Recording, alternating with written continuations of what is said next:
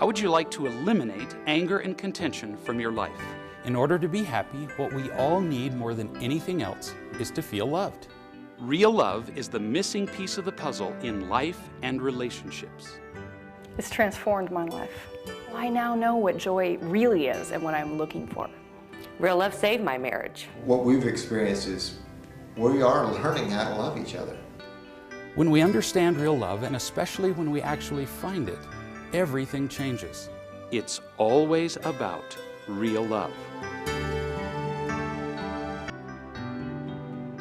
From the minute he opened his mouth and he started the seminar, he had my attention. I've wanted to have really healthy, good relationships. And yes, something's always been wrong, something's always been missing. And knowing what to do in those moments when you know it's really going downhill and where everything's falling apart and you're in an argument with somebody you love and you know it's bad and you're just kind of like doing what you always do and it's, yep, there we go again, we're going what, and to know what to do to change that. It's transformed my life. I promise you that if you will learn and apply the principles of real love, you will find a level of peace and happiness most people can't imagine. You will also be able to participate in healthy, powerful relationships. We're going to talk today about some principles that have changed the lives, literally, of hundreds of thousands of people across the world. And I have every confidence, in fact, I promise you, that if you listen carefully, it will change the way you see everything. That's a pretty big promise. Before we get to the principles, let me tell you about a man who died, went to heaven, and found himself standing in a long line that was waiting for the interview with St. Peter at the gates. And he waited in line for the longest time, and the line moved slowly forward. But he was beginning to get some confidence because he noticed that most of the people were getting through the gates. He thought, well, maybe this isn't as hard as I thought. He'd been scared about this his whole life long. He got up to the gates finally there, and St. Peter was standing there at his desk, and St. Peter said, "Spell love." And the guy thought, well, you're kidding. I've been worried about this all these years, and that's it? It's got to be like a trick question, right? But he couldn't think of a trick answer, so he said, okay, L-O-V-E. St. Peter said, you're in. And he thought, cool. All that worry for nothing. And as soon as he was about to go through the gate, this little guy came scurrying up to St. Peter. And St. Peter leaned over and listened to the guy. And then St. Peter said to the man, he said, look, I've got to go run an errand. He said, would you mind taking my place here at the desk? He said, well, sure, I can do that. He said, all you have to do is ask him the question that I asked you. I can do it. So he asked several people in line, spell L-O-V-E, and they all got it right, so he let them in the gates. And after about 5 or 6 people, his wife stood in front of the desk. And he said, what are you doing here? And she said, well, I was on the way home from your funeral and the car was hit by a bus and I was killed. And he said, what are the odds? And she said, what are you doing here? And he said, well, St. Peter asked me to substitute for him here for just a couple of minutes. He said, I'm here to administer the test. And she said, wow, what's the test? And he said, oh, it's easy. Spell Czechoslovakia.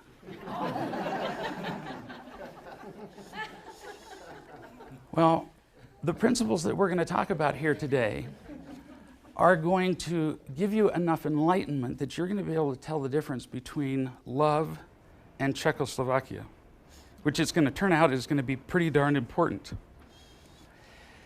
We're going to, in the next several hours, solve almost all the world's problems. That's quite a claim, isn't it? And I'm not kidding. I've done this presentation now hundreds of times all over the world, and I have seen that claim fulfilled over and over again.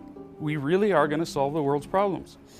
Before we get to solving them, let's name just a few of them. For example, what % of marriages end up in divorce? Do you know that we're up to 60%? 60%. Now keep in mind, these are the very best of relationships. Do you get that? It's not like when people get married, it's not, you don't walk up to somebody and say, wow, I really hate your guts, would you like to marry me? Right? By the time 2 people get married, they've gone through how many dates do you think? 20, 30, 50, how many relationships? We've sifted through dozens of relationships before we finally settle on somebody to marry, and by the time we marry them, they're the one, aren't they? Right? So these are the best relationships in the world. And out of those, 60% end up in the toilet. Isn't that amazing? Now, what about the remaining 40%? Are they all happy? Not even close. In fact, many of the worst marriages on the planet are those that continue, those that stay married. In fact, there was a study done several years ago of several thousand women. And these women, it was discovered that if it weren't for finances and children, 50% of these women would dump their husbands in a heartbeat. Isn't that impressive? So we started off with 100 marriages, and divorce gets rid of 60 of them, so we're down to 40. 50% would dump their husbands if they could. Now we're down to 20% of marriages that would even stay together if they had a choice. It's kind of discouraging, don't you think? Oh, it gets much worse than that. In my experience, after counseling now with thousands of couples, my personal estimate, and I think it's kind of generous, is that 1 to 2% of marriages end up as happy as they had once hoped, which is one definition of success. 1 to 2%. Does that discourage you or what? Now, does everybody here know what Russian roulette is? Surely you do. Those of you who don't, you take a revolver, and this cylinder has 6 chambers in it. And you put just one bullet in one of the 6 chambers, and you snap it shut, and you spin it, and then you hold it to your head, and I guess depending on whether you're in a good mood or a bad mood, you pull the trigger and either hope or don't hope it's going to blow your brains out. Is there anybody here who'd be willing to play Russian roulette with me? No? Gutless. I mean, your chances of surviving this are 5 and 6, and yet you wouldn't play, right? And yet, look at the relationship revolver. Here we have a gun that has a cylinder with 100 chambers in it. You get this picture? With 98 bullets in it. And yet we willingly go out there and spin it and hold it to our heads. You see 2 people out on a junior prom date, you know, and don't they just look gorgeous? And people say, oh, they're so cute. I think it would be much kinder if we just shot them in the head. It'd be faster. The chances of people having successful relationships are dismal. And until we do something dramatically different from what we're doing now, we will only succeed in repeating those statistics and that misery. Do you see that? We always think we'll be different, don't we? If you go to Las Vegas and you gamble long enough at the slot machines, you will lose. Oh, you might win for a day, you might win occasionally, but overall you will lose. Those are the odds. And those are the odds with relationships. And yet we keep playing. Wouldn't you think that eventually we would learn what's going wrong and do something differently? And yet so far we're not. Now that's just one of the problems. Do you know that 10 to 20% of the adults in this country are addicted to alcohol or drugs? Multiply that by 200 million people. Plus, that's a pretty big number. 1 out of 9 men will spend some time of his life in a prison or a penitentiary or a jail. 1 out of 9. Pretty dismal. 21% of 9th graders have already had 4 or more sexual partners. Any of those numbers bother you? Now, you know, as we hear these numbers, you've got to wonder, are they getting worse or are we just reporting them better? Don't you wonder that sometimes? Because every generation says, oh, those kids. Well, there was a study done back in the 1950s, and this result came out just, I think, 2 or 3 years ago. Back in the 1950s, they did a standardized psychological profile of several thousand children, and they put the results on a shelf, and they repeated the test in our day. And they found that the average American child now experiences more anxiety, which is a great test for unhappiness, right? You can't be anxious and happy. The average American child now experiences more anxiety than the average child psychiatric patient did in the 50s. That bother you? One way of interpreting that study would be to say that the average American child now would qualify as insane in the 1950s. So all of these statistics are utterly depressing, and they're getting worse, despite the fact that we are pouring countless billions of dollars into these problems, aren't we?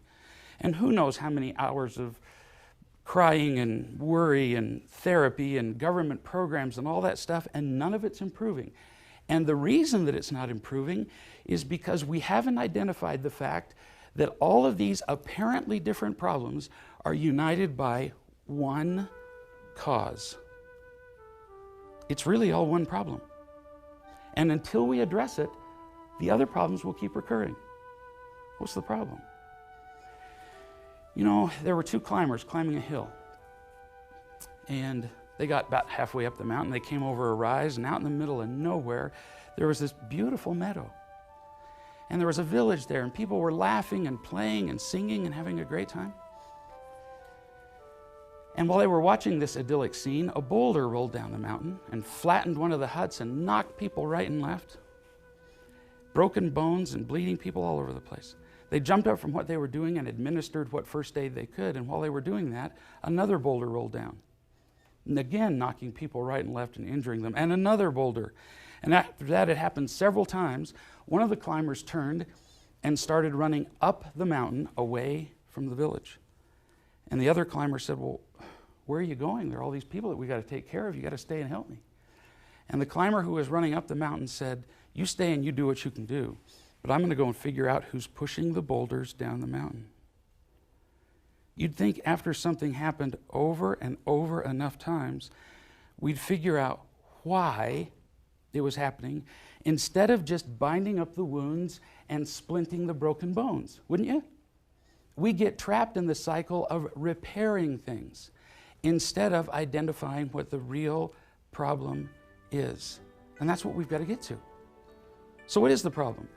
We can't talk about solving human problems until we identify what the greatest human need is. And the greatest human need that we have is to be happy, isn't it? Anybody disagree? Isn't that what we want most? If you can think of something cooler, email me. That's what we want most. But do you know that on the whole, we don't know what happiness is? We don't even talk much about it. Instead, we talk about problems. You know, the National Institutes of Health several years ago published an article describing how many articles had been written in the previous 3 years about mental illness.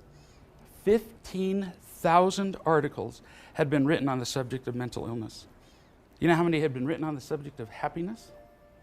Less than 10. One of the reasons that we don't talk much about happiness is that we think already that we know what it is, don't we? You ask people, what's happiness? Well, I know that. When I was a little kid, I was told that if I studied hard and got good grades and did all the right things, made everybody happy and didn't screw up too much, then had a good career and made lots of money, then I would be successful and happy. Any of the rest of you told that? Well, I was especially stupid. I believed them.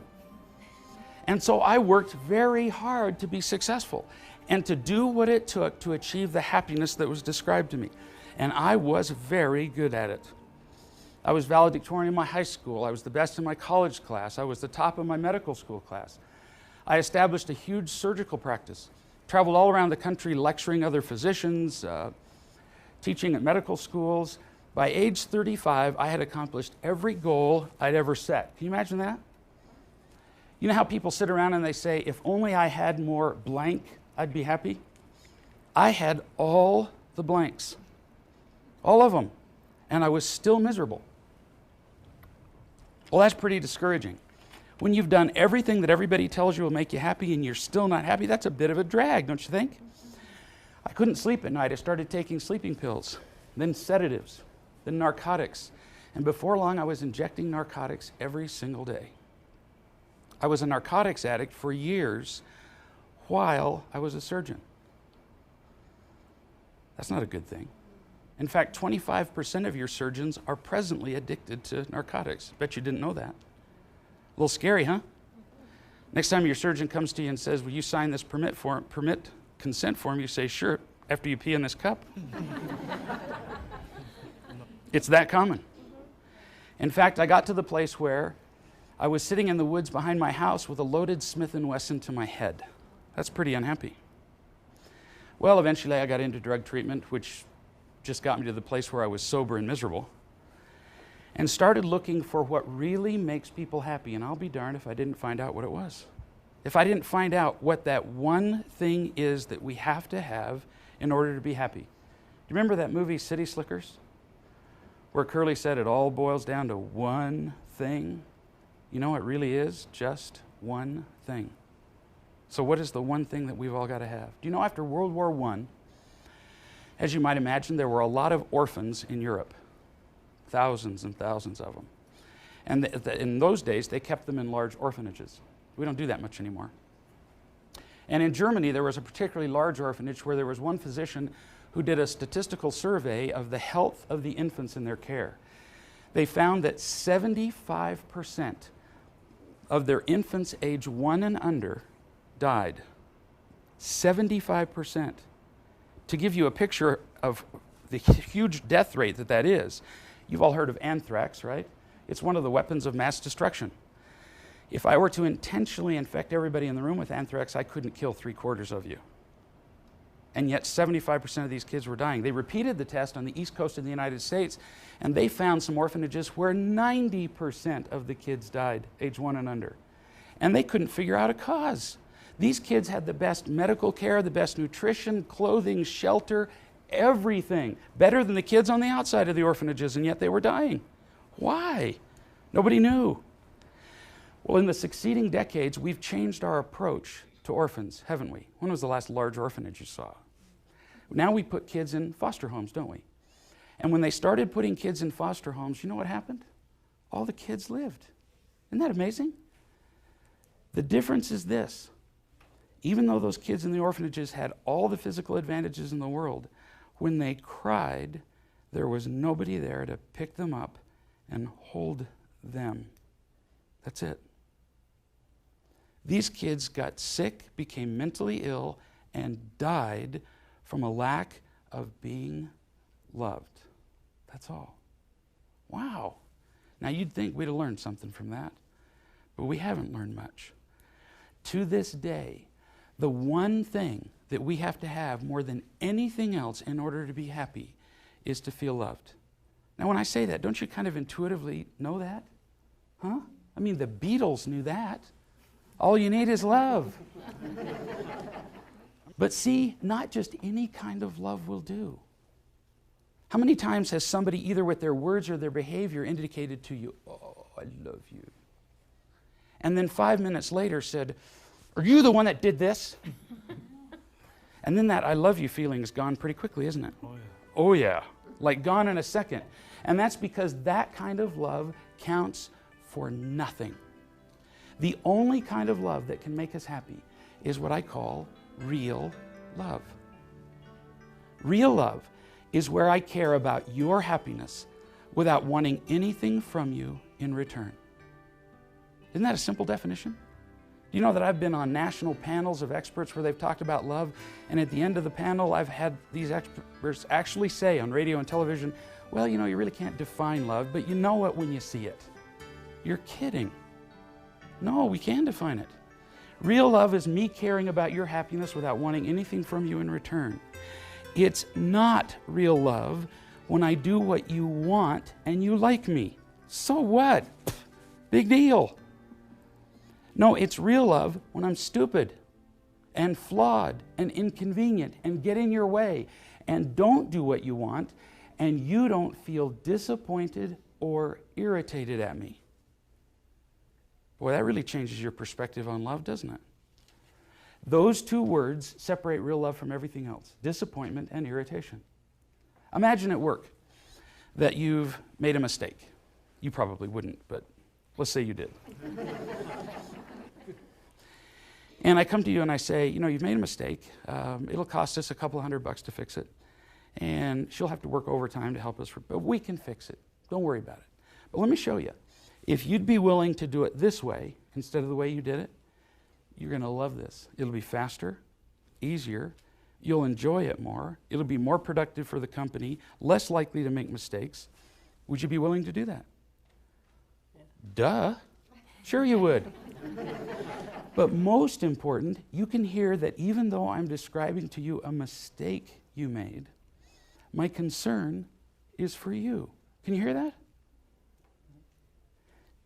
But the instant that I say, God, you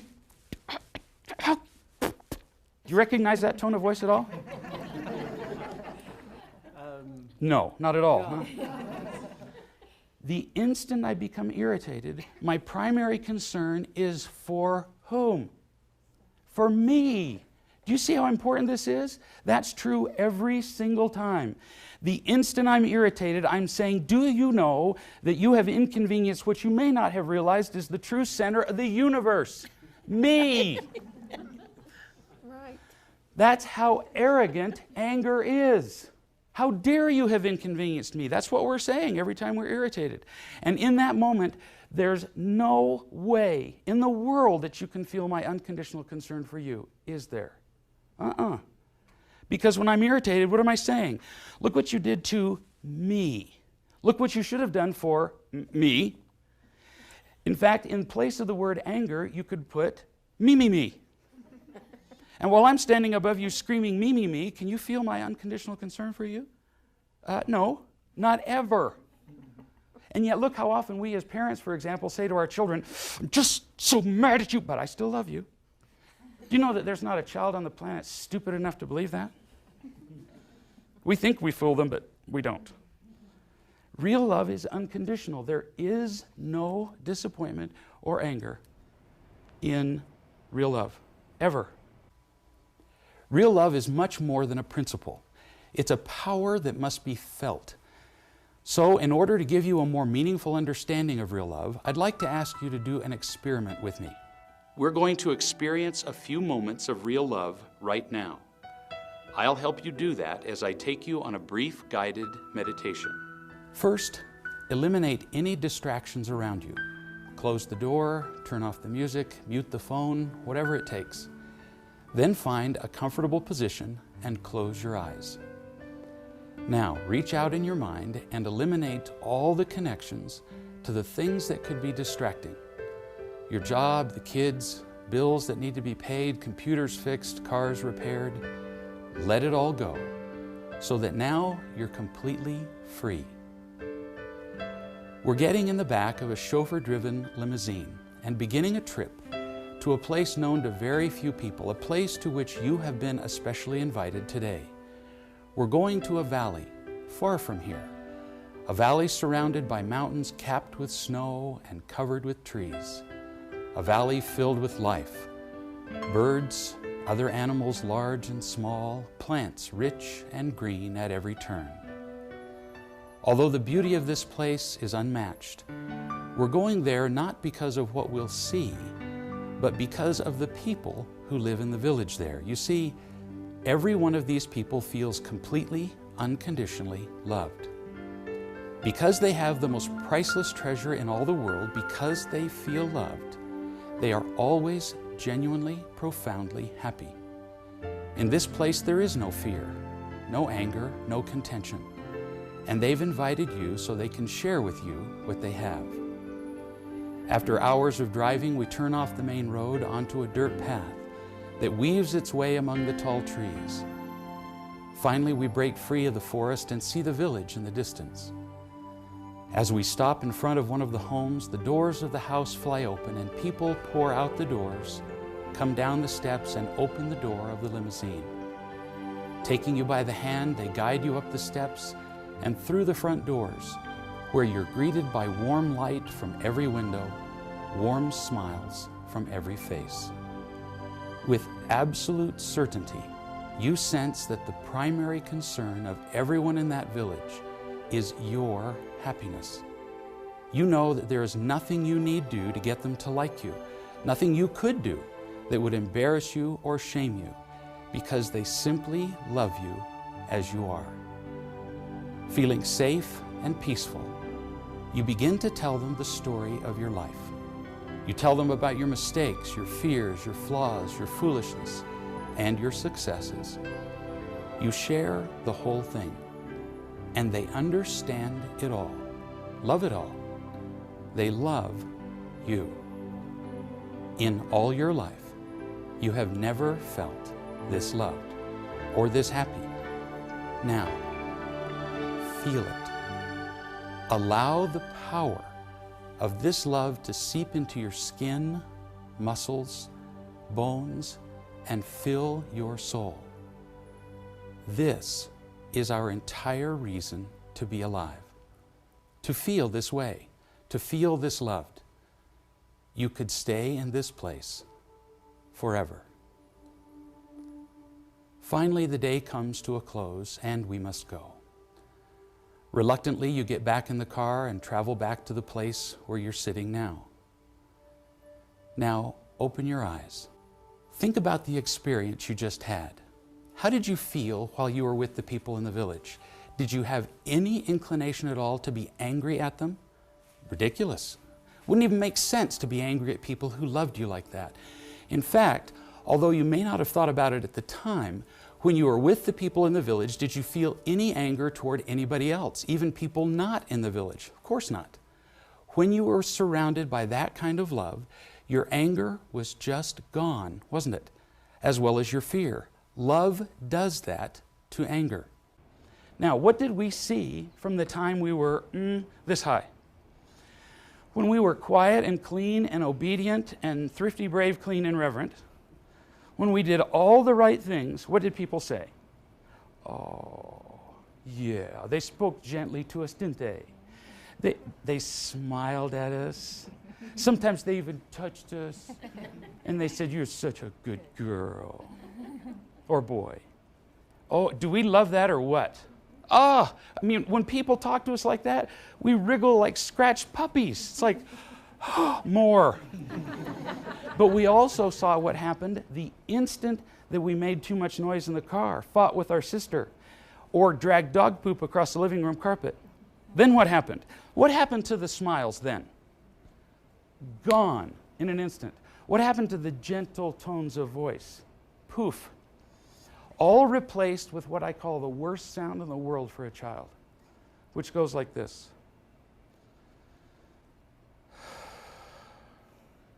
You ever heard that sound? I know you've never made that sound, right? Without meaning to, because our behavior changes so dramatically when we're disappointed or irritated at our children, and because it happened to us as children. Here's the lesson that we learned as children ourselves and the lesson we teach our children. When you're good, I love you. When you're not, I don't. That's the lesson. Nobody meant to teach that lesson. It's not intentional. Nobody meant to hurt anybody. But the lesson is nonetheless received with absolute clarity. Everybody got it. In order to be happy, it's real love we need more than anything else. And most of us received very little of that as children. Haven't seen much of it as adults either. Now let's talk about the enormous effect the lack of real love has had on our lives. Now the problem is, we cannot live without enough unconditional love. Do you get that? Real love is as important to our happiness as air and water are to our physical health. It's that indispensable. And so without it, the emptiness is Grand Canyon big. We can't tolerate it. We reach out for whatever will make us feel good in the moment. I learned to do that in the first grade, real early. I can still remember my first grade teacher. I remember what she looked like.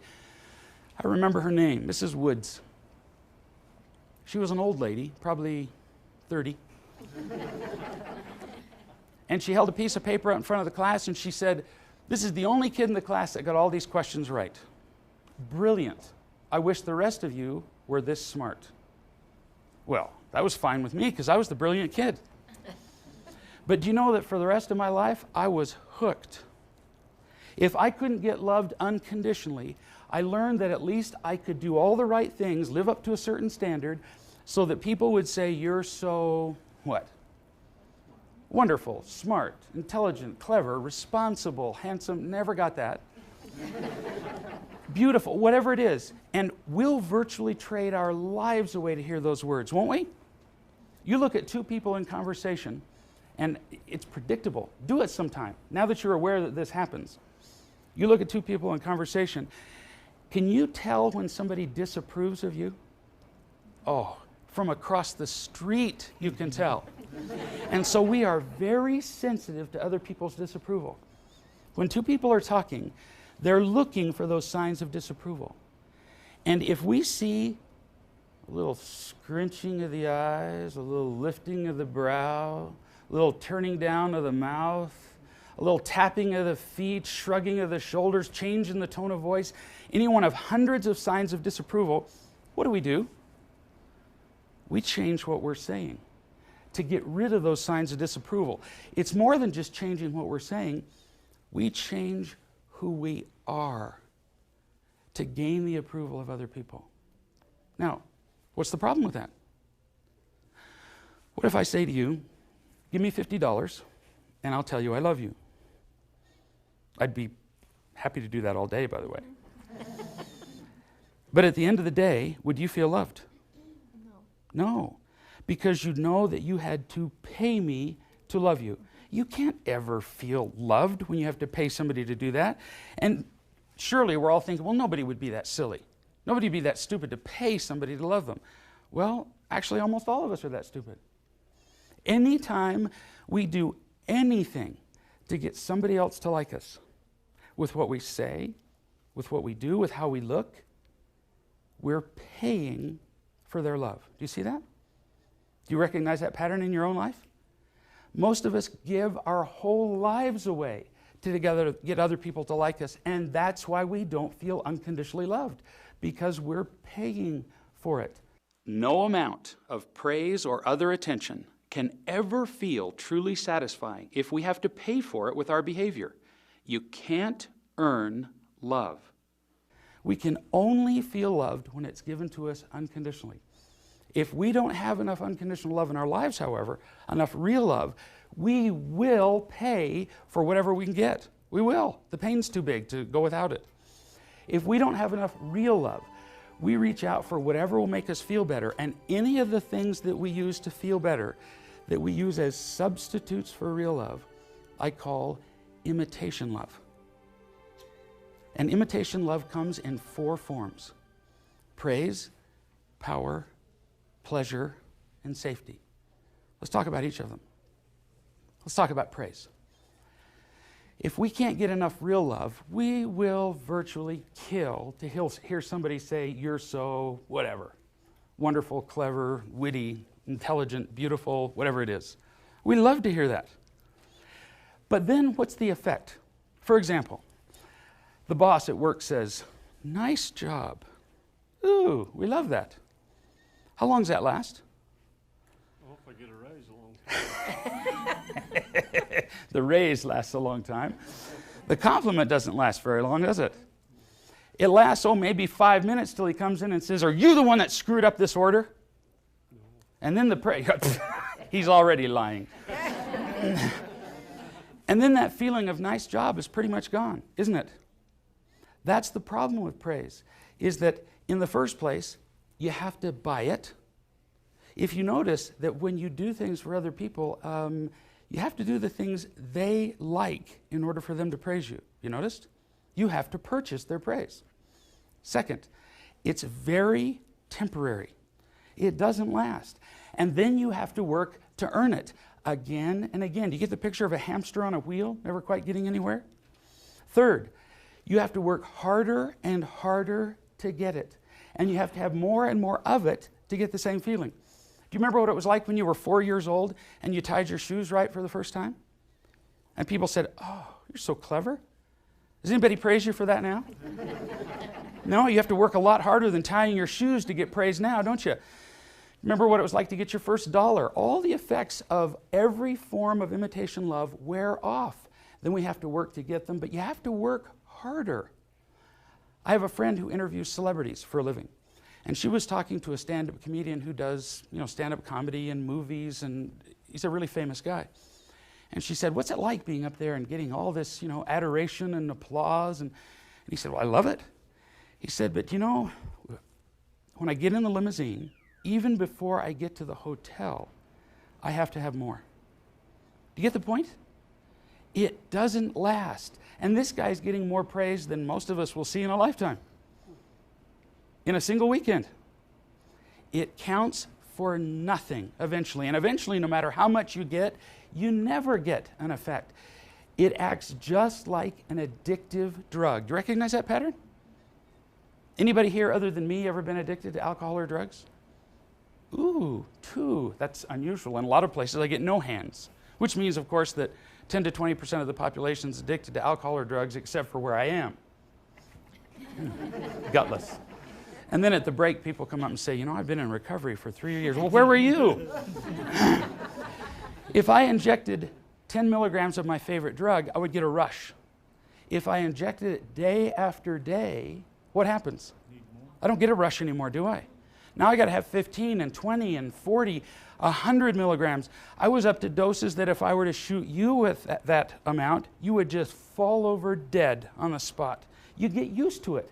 And the same is true with every form of imitation love. All of them. Praise, power, pleasure, and safety, they feel great for a minute. And then you got to have more the next time. And more, and it wears off, and eventually you're left with no effect at all. And with praise especially, you realize that as people praise you, they're not really saying anything to you about you. That what they're really saying is they like how you make them feel, right? When the boss comes up to you, for example, and says, nice job. Is there anybody here who suffers under the delusion that the boss means, I'm really glad you got a sense of satisfaction from that? No. He's saying, I'm glad you made my life easier, right? Or, for example, when a woman hears, oh, you're so beautiful. Women will kill to hear that, yeah? I mean, look at the size of what I call the looking good industry. The hair, the clothes, the cosmetics, the plastic surgery, it's bigger than General Motors. Women go to all of that trouble so that when they go out in public, at least for a moment, they either hear with words or behavior, looking fine. I like you. Yeah, see, she's already in love with me. It's pretty predictable. The problem is we need to look at when a guy says to a woman, you are so beautiful. What does he mean? What he's saying is, I get the physical pleasure of looking at you. When I'm seen with a beautiful woman, people praise me more. I'm seen as a more worthwhile person, right? I mean, I must be more worthwhile if I can attract a beautiful woman, yeah? Mm-hmm. I get the physical pleasure of fantasizing about you. In case you women didn't know, I hate to let you in on this, but there's a lot of that going on. And if I tell you that you're beautiful enough times, the odds go up that I might be able to move to a higher level of pleasure with you. Just a fact. So it turns out that you're so beautiful is really all about me, not you. So here are all these women going to these enormous lengths just so that a guy will essentially say, I'm looking forward to using you. That's an awful lot of trouble to go to, don't you think? Most praise is about the person who's praising. I like how you make me feel. And yet, because it feels really pretty darn good, we do it from the time we're little kids. In fact, we're taught to do it. In the absence of real love, praise feels so darn good that most of us become praise junkies. We're addicted to it. How many of you have heard the expression, put your best foot forward? Who hasn't? Who hasn't taught that to their kids? Create a good first impression, blah, blah, blah. Then look what happens on a first date. It's a best foot festival, isn't it? It's a lying fest. You could take these two people on a first date and take their best feet and they could have the date together, couldn't they? So here are these two people sitting across from each other at the dinner table, just lying through their teeth. You wouldn't recognize them in real life. And you know what the worst possible result is of me trying to create a good first impression with you? The worst result is not that I'll fail. The worst result is that I'll succeed. So here we are, and I've created a great first impression by putting my best foot forward, and so have you. And then we fall in love and get married. And then about, 6 months from now, one or both of us rolls over in bed one morning and goes, "Who are you?" Because no matter how good you are at putting your best foot forward, eventually the other person discovers you have another foot. And it stinks. And there's lots more to you than just your best foot and your other stinky foot. There's lots to us. And then but see, the problem is we started the relationship based on a deception, didn't we? Because when we put our best foot forward, what am I telling you essentially? This is who I really am. No, it's not. Then when you discover who I really am, what are you going to feel? Disappointed, irritated, and you're going to feel like I lied to you. You know what? You're right. But so did you. Really?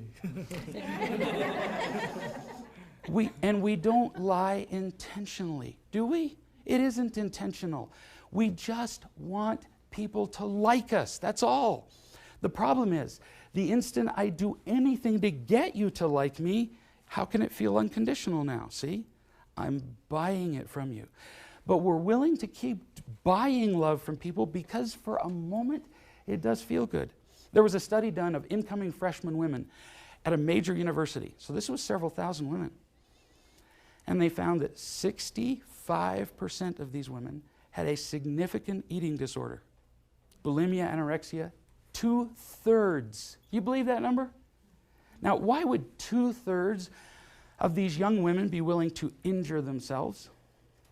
Because everybody on the planet knows that if you're considered physically beautiful, you'll be treated quite different from women who are not considered physically beautiful, right? And as though we didn't know that already, they did a study to prove it. So they took a room full of people, and on one end of the room, they put a model, gorgeous woman. And on the other end of the room, they put a woman, and you have to be really careful when you say this not to look at a woman, who was considered less attractive. In fact, she looked a lot like you. You'd make a lousy looking woman. And all they did was they counted the number of times that people walked up to these two women and said anything. Pretty easy study, huh? Anybody have any doubt how that went? The woman who was considered less attractive was treated like she had a disease. No kidding. She was avoided completely. Not just by the men, but equally by the women. Isn't that embarrassing? That we're that shallow? That being praised for our physical beauty is that central to the way we organize ourselves socially? It's embarrassing. But it's really important to us. And we're willing to do virtually anything to be praised for being physically beautiful. In fact, we even perpetuate the importance of this with our children in the fairy tales we tell them, the bedtime stories we tell them when we put them to bed. When was the last time you heard the fairy tale of the princess who was kind of average looking? No, it's the beautiful princess, isn't it? Like it was one word? The beautiful princess, and then along comes the handsome prince, one word. They don't ever say the kind of homely, ugly looking princess. No. And then the prince that makes everybody throw up. Without meaning to, what are we teaching our children? That if you're not beautiful or handsome, you're not worthy of being praised, and by implication, you're not worthy of being loved. Yikes. Do you see the horror of that message? We get praised in other ways. We get praised by the gratitude that we earn from people. You know what the primary reason is that we give people gifts? To earn their gratitude. And I've said that to thousands of people now. And 90+% of them say, not me. And I say, really? So let's do this. Picture yourself going out and you shop for weeks to find the perfect gift. It was expensive. It took you a lot of time. You wrap it with a bow. You take it to your whoever, husband, wife, child, and they look at it and go, throw it on the floor and stomp on it and kick it out the door. Are you annoyed? If we're annoyed, then it wasn't really a gift, was it? We give people things so they'll be grateful to us. Because when people are grateful to us, wow, we feel generous and magnanimous. We feel good, don't we? We love that. I used to do this in public. I don't do it anymore. But with a stopwatch, I'd go to McDonald's and just watch mothers and fathers hand their children an ice cream cone. The child has 2.3 seconds in which to respond. If they don't respond in 2.3 seconds, what do the parents say? Now, what do you say? Now, some parents claim, oh, well, I'm just trying to teach my child gratitude. Really? Then when the child doesn't say thank you, what does the parent do? Gets irritated. If we were genuinely trying to teach gratitude, there wouldn't be any irritation.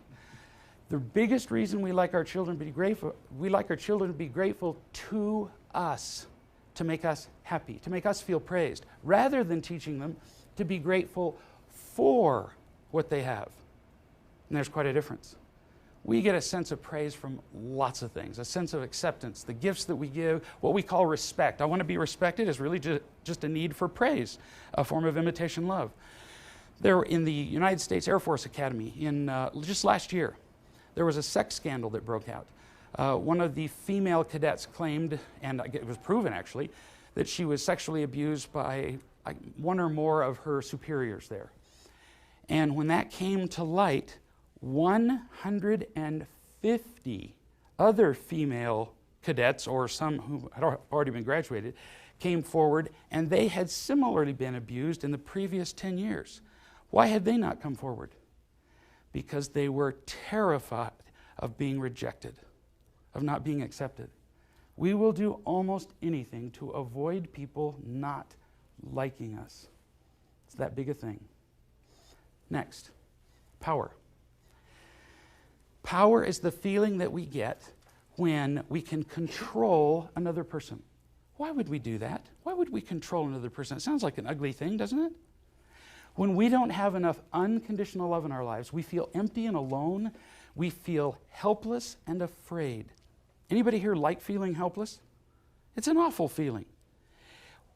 When I am able to control you in any way, when I can reach out and control what you do, look what happens. I feel a little stronger. See? Less helpless. Quit it. Don't resist me here. I feel a little less helpless, and look what else I get.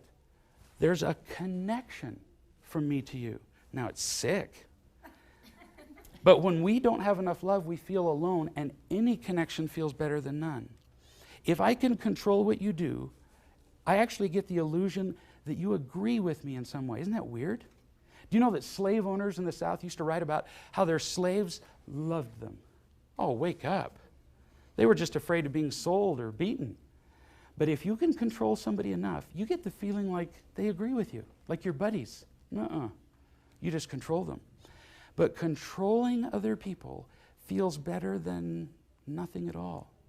Now, when we talk about controlling people, when we talk about abuse of power, we tend to picture what? Politicians, prison guards, slave owners. But do you know who the worst abusers of power are on the planet? Do you recognize the tone in my voice, young man? He's going, Dad. Parents are the worst abusers of power. Why would a parent do that to a child? Because as adults, on the whole, we feel helpless and out of control most of the time. We can't control the traffic, the weather, our jobs, the government. We lost control of our spouses after about 3 months. We feel helpless. But you know, when we come home from work and that little child isn't moving fast enough and we say, now what did I tell you? And that child moves faster. Now again, we don't do this intentionally. But when that child moves faster, we get a feeling of power. We don't do it to be ugly, but it does make us feel less helpless. And we will repeat anything that makes us feel better for a moment. Do you see that? All the forms of imitation love just temporarily fill up our emptiness. Pleasure. It hurts to not feel loved. It's as painful as having a truck run over your foot. Anything that will distract us from the pain of not feeling loved or that will temporarily alleviate the pain, we'll do it. So what are some forms of pleasure that we use?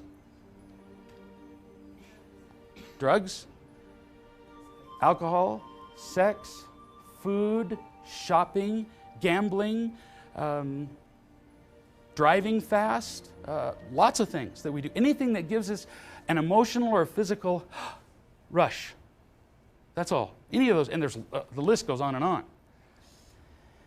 And I'm not implying that all pleasure is bad. Oh no, not at all. Pleasure is bad only when it's used as a substitute for real love.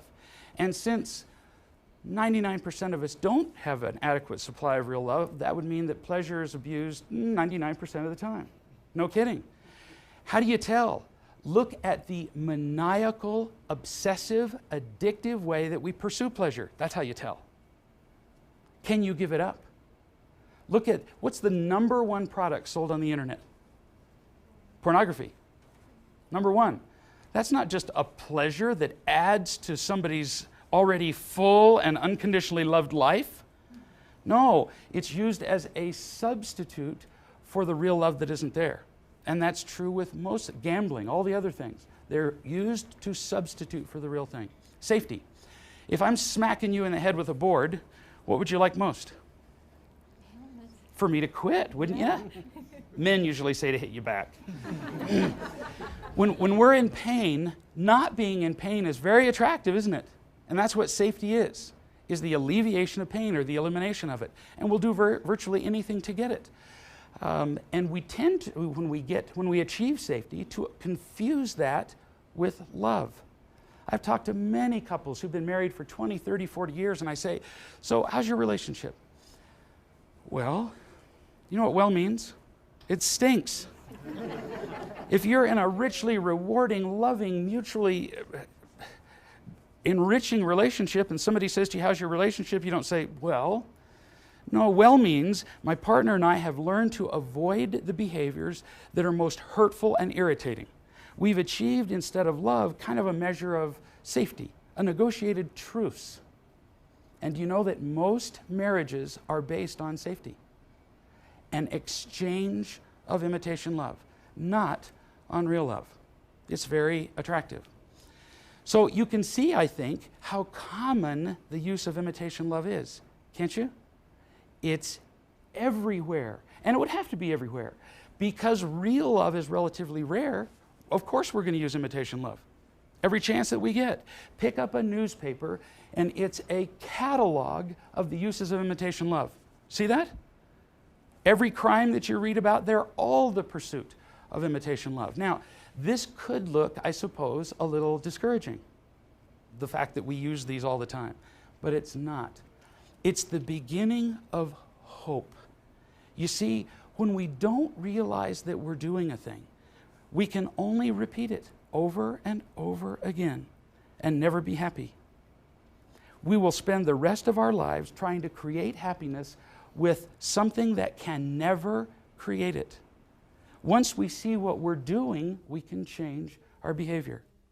Imagine that you're starving to death in the middle of the desert. Not just missed a snack, but starving. And you come across a truck full of chocolate. Ooh, yippee. What would you do? You would eat the chocolate, wouldn't you? Not might, it'd be how much, not might. So you'd fill your belly with chocolate, and for a moment, you'd feel great. Your belly would be full, you'd have more energy, it would taste great. Wonderful. But if you stay there by the truck of chocolate in the desert for long enough, you will die, because there aren't enough nutrients in the chocolate alone to sustain life. In fact, the truck, not the truck, but the chocolate in the truck, would actually kill you, because it will distract you by giving you the illusion that you're doing better. Do you see that? And that's the problem with imitation love. It feels so good in the short term that we're fooled by it, we're seduced by it, tricked, so that we keep using it instead of doing what it takes to get the real thing. And in the end, it will therefore kill us. But without real love, we will use imitation love. And we don't just casually pursue it, we pursue it desperately. Everywhere we go, in fact, we don't do it intentionally, but we do it nonetheless. You walk into a room full of people, and we do little imitation love assessments. No.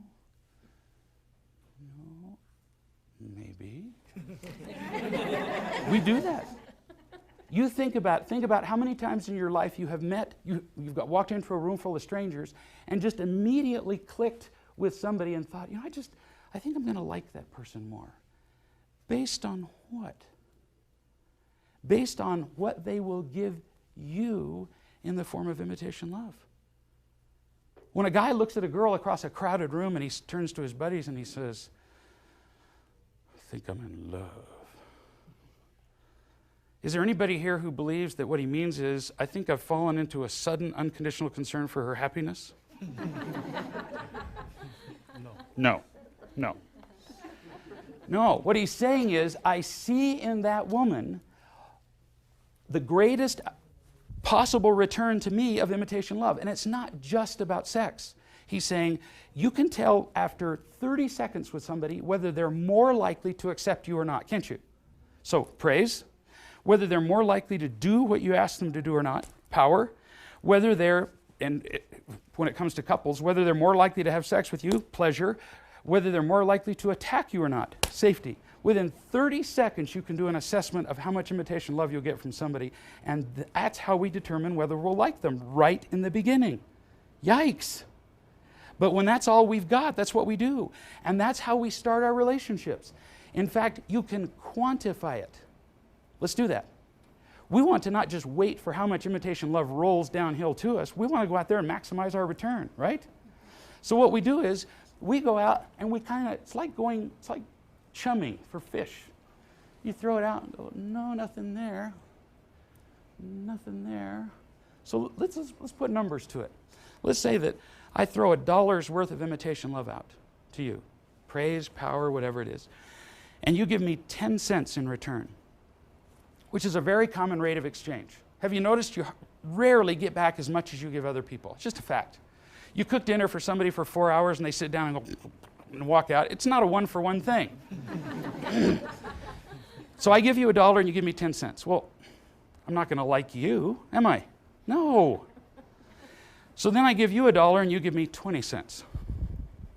I'll hate you less. But that's not enough. So I give you $1 and you give me 50 cents. Better. In fact, that's a lot better than most people give me. You and I could be buddies. That's not bad. But then one day, I give you $1 and you give me $1 back. Ah! Eureka! What do you think I'm going to do now?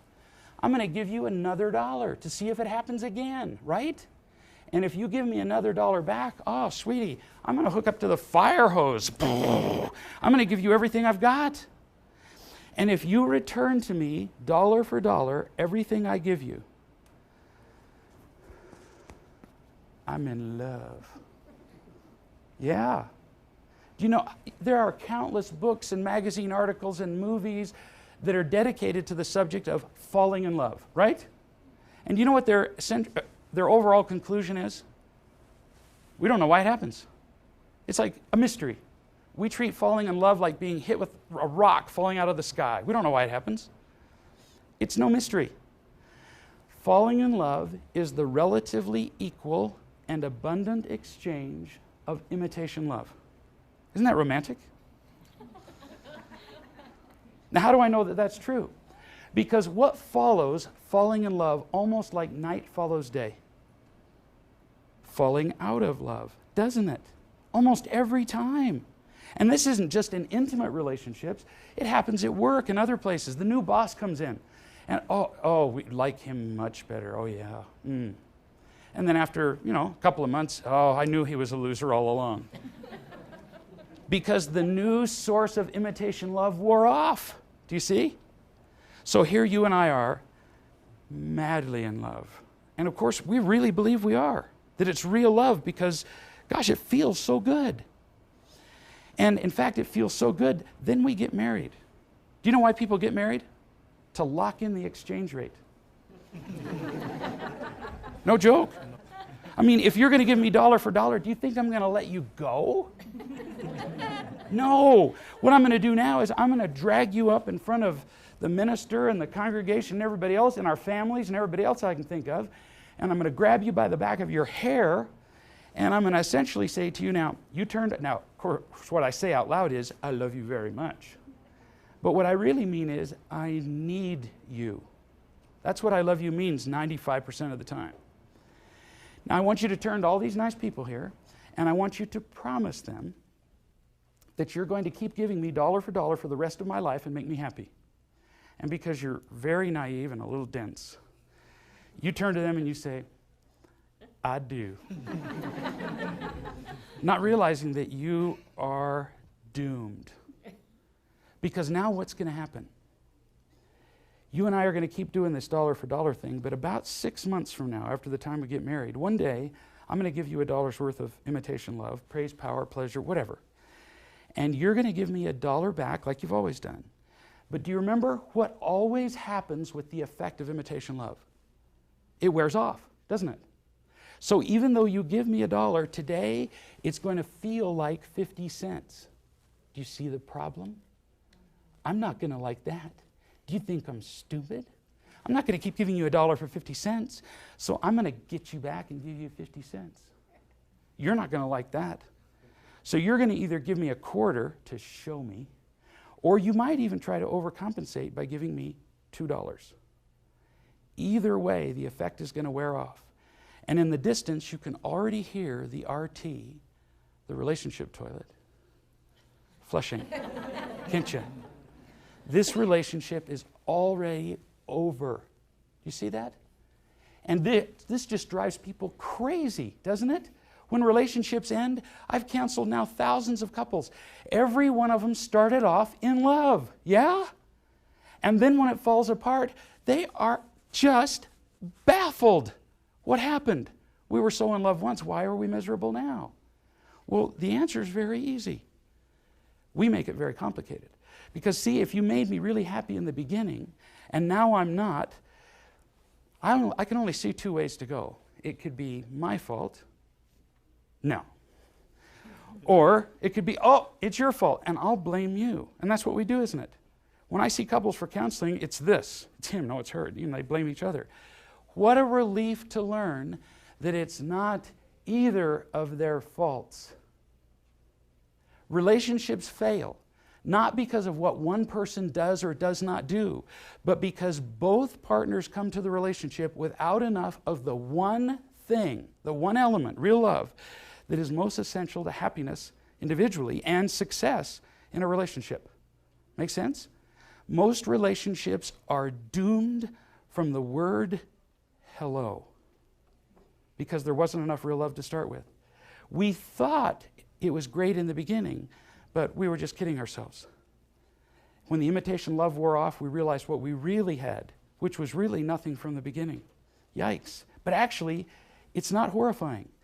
Once we realize what the problem is, we can now solve it by getting enough real love, and we're going to get to that. Understanding real love also explains why we keep attracting the same lousy partners. Have you noticed? You leave a guy and 3 months later you're with the same guy with a different face? Happens all the time. I talked to a lady recently who said, I've been married and divorced 5 times. Every guy turned out to be a rat. I said, well, have you ever thought that you might be rat bait? I mean, if everywhere you go there's a little trail of rats, there might be a lesson there. What do you think? And the reason that happens is this. We all go out trying to attract a partner with the same combination of imitation love that we've been using from the beginning. We are desperate to get it. We go out with essentially a billboard on our forehead that says, looking to trade. And we go out with a certain combination to trade with. You've noticed that certain people tend to offer more praise and certain people more pleasure, haven't you? You've all heard the phrase, for example, people pleasers. People pleasers are willing to do whatever you want, give you a sense of power, but what do they want in return? Your acceptance. So they are power for praise traders. Make sense? Let's say that the combination of imitation love that you offer is 5 parts praise, 4 parts power, 2 parts pleasure, and 3 parts safety. You are a 5, 4, 2, 3 seller. So your billboard says, looking to trade, and underneath it says 5, 4, 2, 3. And if there's somebody who likes a 5, 4, 2, 3, oh, Whoa, they'll be in love with you. If there isn't, you won't find somebody who will fall in love with you. But 5 miles from here, there will be somebody who will be going, Herb, you smell that 5423? And they will find you from across the street, from across the continent, because you advertise it. And that's how we keep getting the same lousy partners over and over again. Imitation love also explains the phenomenon of midlife crisis. A midlife crisis is just the point where we realize that all the imitation love we've worked so hard for up to that point in our lives will never make us happy. And that is one terrible, frightening moment. Then we go kind of crazy in a way, looking for other forms of imitation love. That's why a man, for example, who has been addicted to praise and power will suddenly leave his wife and hope that imitation love in the form of sex and pleasure just might make him happy. But of course, it never does. Before we leave the basic subjects of real love and imitation love, let me go over just a few definitions and concepts. I said that real love is caring about the happiness of somebody else without wanting something in return. But let me be clear about what happiness is. Happiness is not just excitement or titillation or getting what you want or succeeding in controlling other people. It's not just an absence of crisis. It's not just getting all the sex, money, power, and imitation love you want. You have to be real careful about the definition of happiness, because when people have enough imitation love in the short term, they think they have it. Real happiness is a long-lasting, deep-seated peace that doesn't come or go or doesn't leave you with changing circumstances, and in fact can actually grow during difficult circumstances. And in fact, genuine happiness can only be had when we feel unconditionally loved, when we are unconditionally loving other people, and when we're living according to certain laws that govern being happy. And we're going to talk about more of those in subsequent modules. You can't just do what you want and count on being happy. With real love, nothing else matters. Without it, nothing else is enough. And I'll use that statement several times, and I want to clarify it. I'm not saying that there's nothing else in life except for real love that contributes to happiness. There are other things.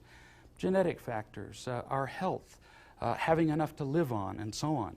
But none of those things, individually or all together, can ever make us happy in the absence of real love. And because it's the understanding and the acquisition of real love that we have the greatest trouble with, that's the thing I'm going to be emphasizing the most. And that's why I emphasize that phrase, with real love, nothing else matters, and without it, nothing else is enough. So let me summarize this module. In order to be happy, what we need more than anything else is real love. Second, the vast majority of us have not received enough unconditional real love. We've been loved conditionally from the time we were little children through no fault or blaming of anybody. It's just been the way it's been. You can't give what you ain't got. And if our parents and others failed to love us unconditionally, it's only because they weren't loved unconditionally either. There's no blaming to go around. Without sufficient real love, we naturally reach out to fill our intolerably painful emptiness with imitation love, with praise, power, pleasure, and safety. We just will. If somebody steps on your foot, you will move it. We respond to pain. There was a French philosopher that says, to goodness we make only promises, but pain we obey. When we're hurting, we move. When we feel empty and afraid, we will reach out to use imitation love. We establish relationships with people based on how much imitation love we can get from them. And in the beginning, that feels pretty darn good. But because the effects of imitation love are always purchased, because they're superficial and temporary, those relationships are virtually guaranteed to fail from the beginning. And last, fifth, relationships fail not because of what one partner did or did not do. Boy, does that take the guilt and the accusations out of failed relationships. But because both partners tried to build the relationship with a currency imitation love that can never buy happiness. I have shared the principles of real love with people all over the world, and I'm impressed with the absolutely consistent, positive results experienced by those who diligently apply these principles. People are simply amazed at the genuine, lasting differences they're seeing in their lives, often quite noticeable in a matter of days or weeks. Singles are completely changing the way they see love, falling in love, and dating. Finally, they're finding the kind of partners they've always wanted, and they're learning what it takes to build those relationships in a healthy and lasting way. Married couples are learning how to overcome the wounds and obstacles that have been bleeding the joy out of their relationships. They're learning how to really love one another, and in the process, they're creating a level of happiness they'd never imagined possible. Parents are discovering that raising children who feel loved and who are loving and responsible is so much easier and fruitful than everything else they've tried. Parenting doesn't have to be the stressful and confusing experience that it is for so many of us. We've all experienced so much frustration, irritation, and pain in our lives that we've come to accept it as normal. It does not have to be that way. The bottom line is this: people are eliminating the fear, frustration, and anger from their lives, and instead they're finding peace and real power as they feel unconditionally loved and as they share that real love with others. These people are not unique. You too can learn to find the genuine happiness they have found. As you learn the principles of real love, it's very likely that you'll have many questions. You'll wonder, exactly what does this principle mean? How would I apply that to my husband or my child or on a date? I have seen the results of real love in so many lives and with such consistency that I don't hesitate to make you a promise. If you will dedicate yourself to the pursuit and sharing of real love, you will be rewarded in ways you can scarcely imagine at this point. I know this sounds like a grand claim, but real love has a greater power to change our lives than anything else. By far, it simply works. What would you pay for a sense of absolute peace? For the power to feel happy and undisturbed in the face of any conflict or difficult situation? For the feeling that you are loved without condition and the ability to share that feeling with those around you? Frankly, we already pay with everything we have, with our very lives, for much less than the positive feelings and qualities I just described. We trade everything we have for conditional approval, for power, and for other things that are pale, shallow imitations of love. Essentially, we give up everything in return for nothing. The price for finding real love is much less than what we're paying now. We only have to learn a few real love principles, and then we will change the way we see and feel about everything. I have counseled with a great number of people from all over the world, and I've seen individuals, couples, and parents spend countless thousands of dollars on individual counseling, group therapy, marriage counseling, and professional help for their children. Singles spend vast sums on internet dating and on the dating process itself. And by way of contrast, I've received thousands of communications now from people who have said that exposure to real love has made all that counseling and professional help completely unnecessary for them. Real love has revolutionized their lives in dating, marriage, parenting, business, and every other aspect of life. I personally know of no more powerful way to begin the journey toward real love than to subscribe to Real Love, and it won't cost thousands of dollars. The monthly cost of subscription is less than the cost of a dinner for two, less than the cost of half an hour of therapy, less than $1 a day. As a physician, I have stood at the bedsides of many people who were close to death, and I can tell you that at the end of our lives, we don't care how much money we have. We don't care how many people we control or how big our house is or how many people we've persuaded to praise us or respect us. What matters to us is how loved we feel and how well we have loved those around us.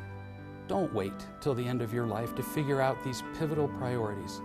Decide now that you'll do whatever it takes to find and share real love. As you do that, you will find the happiness you've always wanted as an individual, and you'll be able to participate with far more power and pleasure in all your relationships: dating, marriage, parenting, other family associations, friendships, and in the workplace. I'd say do it now. You just can't do this stuff soon enough, and the more you practice, there's sometimes a fear because it brings up all of these issues, but when you do it and you make a commitment and you take action, it will transform your life. Are you willing to be happy, and are you willing to do the steps necessary to get you there? Sign up today. Do it. Stop everything you're doing right now and do it. Don't hesitate. Jump in. It's just remarkable, and I think so many times we hear from people, you should try this, it'll change your life. And this is, you hear that and then you try something for a couple of weeks and you think, oh, forget about that, and you move on. This is totally different. And this has been 2 years that I've been working on these principles with my marriage, with my kids, in my friendships and relationships, and it's amazing how it can change your life and how you can just become a whole lot more peaceful and happy walking through your days. Oh, I would encourage it, absolutely. I'm very excited about it. In fact, I can't help but tell people about it.